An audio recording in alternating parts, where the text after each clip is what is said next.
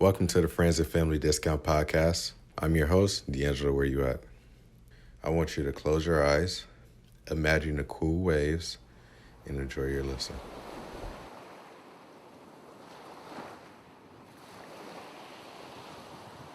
Hi, my name is Denique Nashay. I am the owner of SightofShe, which is a photography and design business located in Oklahoma City, and this is my journey.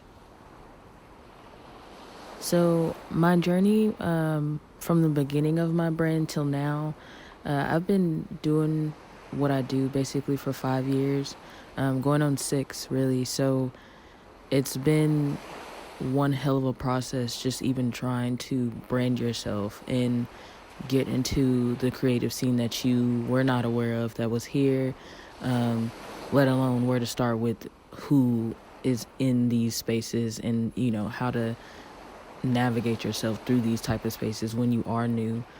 So it's been a process. It's funny because SightofShe actually wasn't my first brand name.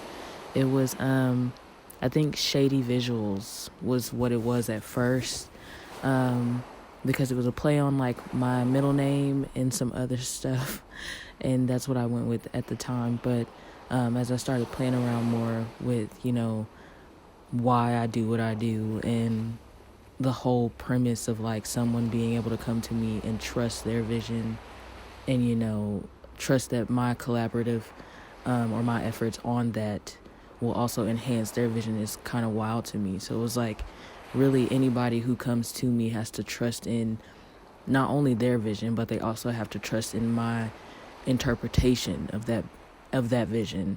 So it's like they have to trust in my sight, my vision as well, in order for them to even come to me and want me to be a collaborative person on their projects. So I was like, well, shit, like, why not do, SightofShe? Like, she is me. So, it's been a process from the brand name to even just making connections here in the city. I've had to basically get myself out of the introverted self that I am, basically just getting to that point where I have to force myself out of the house, or even not even force myself, but be more open to going to these like little nooks and crannies and events that we have here, some great events that you would never really know about unless you were like connected or wanted to even be in these type of spaces.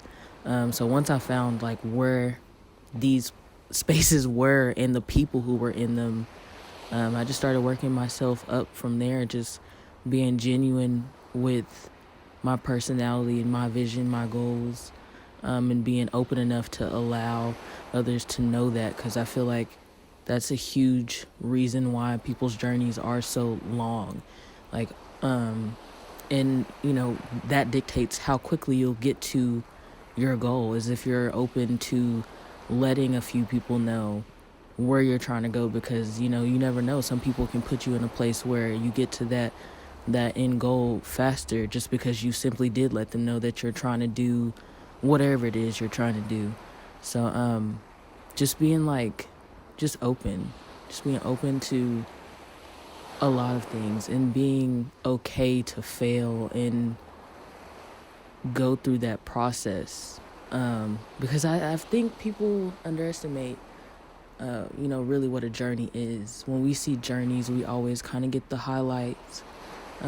We always get the highs. We never really see, the lows that are a part of a lot of people's journeys. So it's just interesting kind of figuring out, like, okay, looking at other people who have gotten so far, and you kind of look and go into their story just to figure out, like, okay, how long did it take them to pop, or how long did it take them to solidify their business wherever they are. And you just start realizing, like, there's a lot of stuff that we don't see that is behind the scenes. So that's something I feel like for sure when you are on a journey, you have to start accepting that a lot of what you do and what you're going through is not going to be someone else's, journey, and they might not be able to relate, but we all can relate to the fact of, like, we have stuff that's going on in the background that nobody know about, like, you're not going to know what it took to get to this point, or the stuff that I had to sell, the hours I had to work in order to even buy my first camera, or how I got my first camera, or that whole process. So yeah, just really being like open to everything, and just being genuine enough for people to also attract themselves to you. Wasn't hard, I would say, at the beginning of my journey, but I would definitely say it's a process. I can definitely look from at the beginning of when I started design and photography, and just even like I remember certain comments that were made to me in the process of beginning my journey with basically what I do now. And so just being able to have okay, this is what used to get said to me, now we're here. I used to get questioned about my pricing. When you first start something, everyone was like, oh my God, no, I don't know about that. I don't know if you're owed that. And so to now, where it's like people are reaching out to me like, hey, I want you on this project. I need you here. I love what you do, Like you start trusting in the journey. Really, once you start to get into that point where you have like such a contrast of like people not rocking with you to people rocking with you. So it was kind of rough at the beginning, but not nothing I couldn't handle, for sure. How do you feel about friends and family discount? Does it bother you? Does it offend you? So my thing with the family discount and the friend discount, it's really, I think people need to just I always say be honest from jump. Let me know if you are expecting something, because 9 times out of 10, that's where a lot of communication is always just ruined, because people, didn't even come with the true intent of what they wanted. And that alone will set how the relationship goes, because the other people or the person that's on the opposite side is going to know if you're trying to get a discount or not. Like, I don't believe other people think that, but there are certain words, certain wording that we kind of, once you've been in the game for a minute, you start kind of realizing there's a correlation here. Like this is 9 times out of 10 going to follow up with a lower price that's being requested, or can we collaborate, or things of that nature. So, I mean, as long as I don't have a problem being asked for a discount, because just as much as you don't have a problem with asking me, I don't have a problem declining, So, and I think that's something also people need to, it is kind of offensive when you look at it at the beginning, because it's kind of like, if you family or my friend, why wouldn't you want to give me my, my full price? But at the same time, I do realize that certain people like to, I guess, use their connects. And when you are family and you are friends and you have seen someone start from the ground up and they are family, sometimes these people be supportive of you. So it's kind of like, why not give them a family friend discount? But off the strength of you just being a fam or something, those people who are like family and they come out of nowhere. Yeah, probably not a situation like that, no, because I really don't know you, or a friend that I'm really not that close with. It's just, if you have the right to ask for certain things. So for me, I don't have that much of an issue with it. Just be honest with me. Usually from there, I'm kind of, I start asking, certain questions just to get a gauge on what really we're trying to do or what we're expecting from the shoot or the design. But it's not necessarily offensive anymore to me, just because people are going to be people.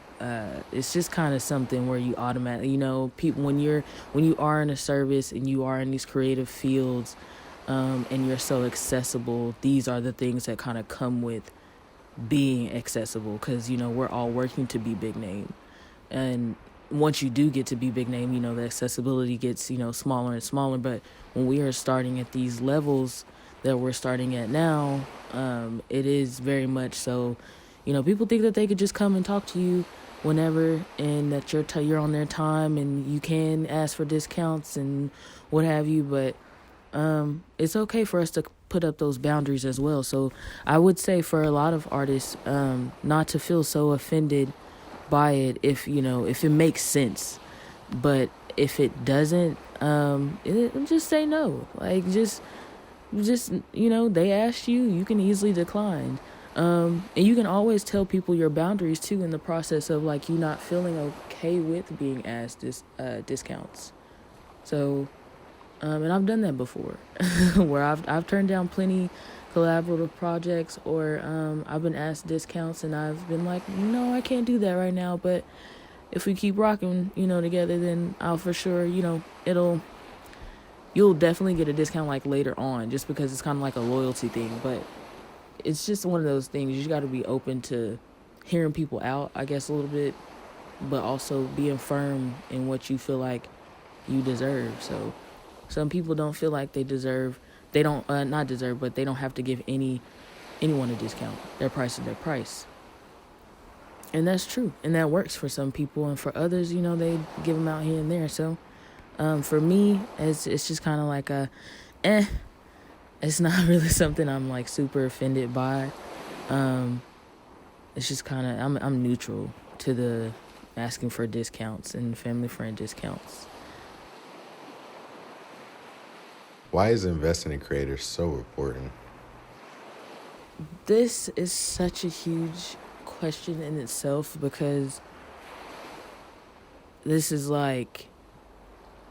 how we get to where, or this is how I got to where I am now. Is a couple of people invested in me, down to family, as well as like just people who came across me and just felt like I had something that others didn't. And so for me, investing in creators is definitely something that I feel is huge. It's very important. Damn near it could make or break your career. That's how important I feel like it could be, because I do, when we are located in Oklahoma, and so this is Oklahoma. It's not Atlanta, it's not California, it's not it's not these big huge places that are known to have like people coming out of there for photography, music, that are like in a list of things. It's Oklahoma. We have the Thunder, and we have a little bit of stuff, but we're still kind of cementing ourselves, I guess, as like being that or one of those type of states. So with that being said, we do have a lot of this stuff is local. A lot of this stuff pops because of local support and people investing in their creatives that are around them. That I feel like it's just such a huge thing, in the sense of like, you wouldn't want to walk into a party and just be the person that's just like talking about how shitty the party is. Like, it just doesn't make any sense. It's like, why did you bring why are you here then, in a sense of, and it's just real, like, why are you here?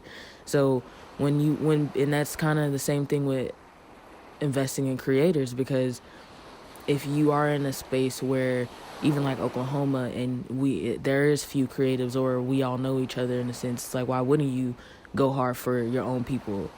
Doesn't make any sense. You are one of us. Like, you should be going hard for anybody here, just because that's just sometimes how it go. I'm more talking on like a local deal, but investing in creatives in itself is definitely important. But I definitely would say like focusing locally as well, because I believe that's how that's how a lot of your reach starts, is when you build locally. But support goes a long way.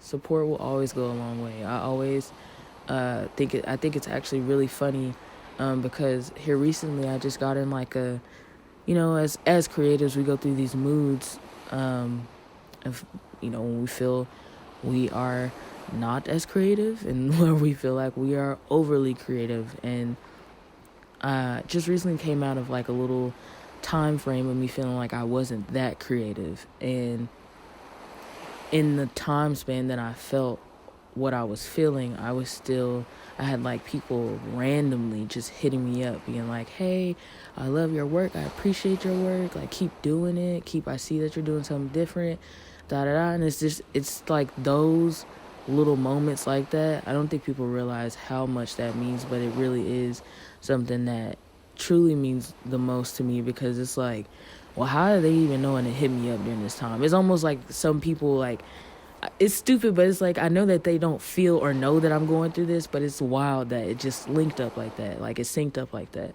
The universe, for whatever reason, told them to send that message or reach out to me, and I'm going through this, and that gave me, the boost that I needed to get out of this headspace. Like, it's so important to invest.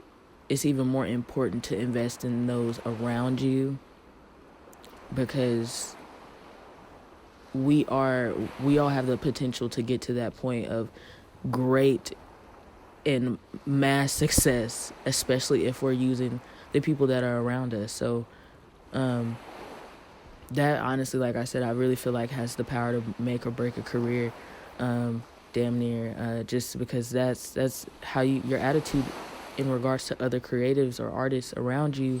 That's something that's that's huge. Everybody wants to be around Beyonce for a reason. Everybody wants to be around certain people for a reason. Jay, we name these big name people, Nip, like they have a power or a connection in itself that they feel like that they're willing to like bet on. Like, I want to be around so and so because they've invested in so much, they've done so much. I'm sure that I can learn so much from them. So hopefully that was still on topic, but I do feel like investing in your creatives is the biggest thing, and I try to keep track of that for myself. Like, just keeping like, okay, ooh, I rock with this, retweet, like, comment. It's just something so small, but a lot of that stuff, like, it genuinely I know makes some people's day. So that's what I just be about, just keeping the love, the rotation, and the support going. Cause why not? We on this earth anyway, so why not leave a positive impact?